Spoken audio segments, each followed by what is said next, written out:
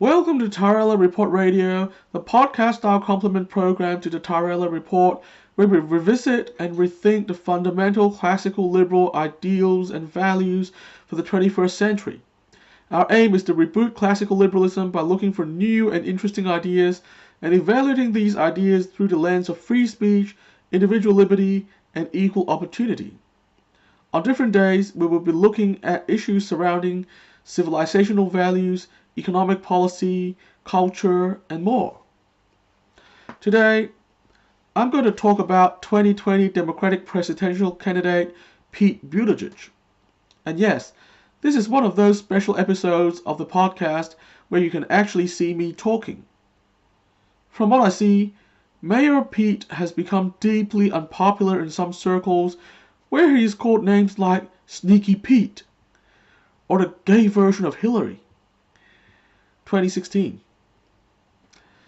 I am even getting new dislikes on my old Buttigieg videos.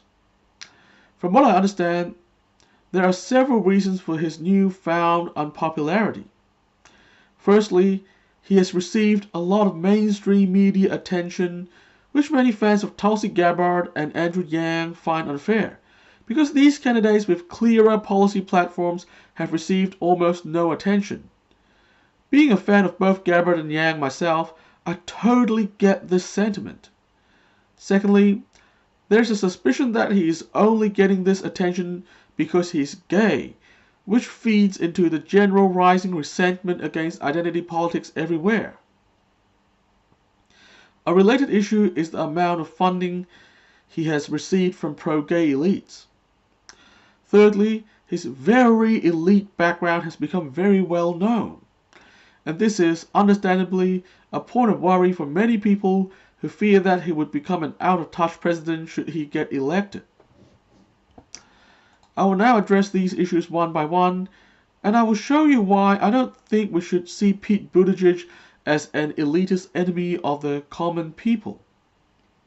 Firstly, if the media is giving attention to Pete Buttigieg but not Andrew Yang or Tulsi Gabbard, it is the media's own choice, and there is no evidence that Buttigieg himself condones this unfair treatment. I mean, if you were in his shoes, you can't afford to boycott mainstream media just because they are unfair to other candidates, right? Some of you may say that this media attention demonstrates that Buttigieg is now the establishment pick and should hence be opposed by all anti-establishment candidate supporters. But my experience tells me that the establishment, who likes to play safe, is highly unlikely to pick somebody who is both gay and 37 years old. The other thing is that Buttigieg didn't get much attention until a sudden surge in March, unlike, for example, Kamala Harris, who received a lot of attention from the day of her announcement. This also supports the idea that he is not the establishment choice.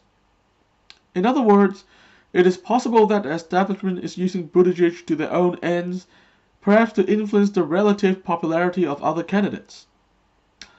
If this is true, the media attention could be seen as a windfall for Buttigieg, but then this would only be a side effect of being used to fulfill other plans that don't involve him actually getting the nomination.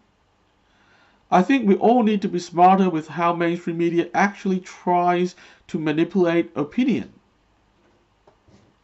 Secondly, to his credit, Buttigieg has not played the identity politics card, unlike some of the other 2020 candidates.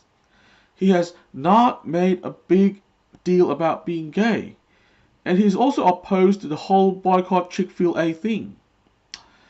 He even spoke negatively of identity politics in front of an LGBT audience. The fact that others make a big deal about him being gay isn't his fault. The fact that pro-gay elite donors have donated to his campaign also isn't his fault.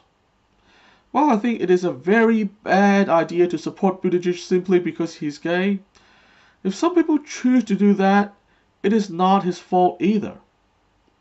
I mean, some people supported Obama simply because he was black, but nobody blames him for that. and nobody should. It is clear to me that Mayor Pete is not actively courting the gay identity vote, and this is all that matters for me. Another thing is, Buttigieg actually has a much needed moderating influence on the social justice activist crowd, with his comments from the Chick-fil-A situation to the need to bring people together. This is perhaps the main reason why I sometimes promote Buttigieg, even though I actually like Yang and Gabbard more. Finally, the elite background thing. You know, going to Harvard, working in a very well-paid job as a young man, and so on. This is a real concern. But then, it's not like most other candidates don't already have a similar posh background. Tulsi Gabbard comes from a political family which is arguably the biggest head start you can get in politics. Andrew Yang's parents are very well educated. The sad truth is, no average person can become president in this day and age. It's something we have to just accept, at least for the time being. That's all for today. I'll be back next time to discuss another big idea. Subscribe if you want to follow our story. The transcripts are available on my website and my Medium profile. And remember to resist the hive mind and stay individualistic.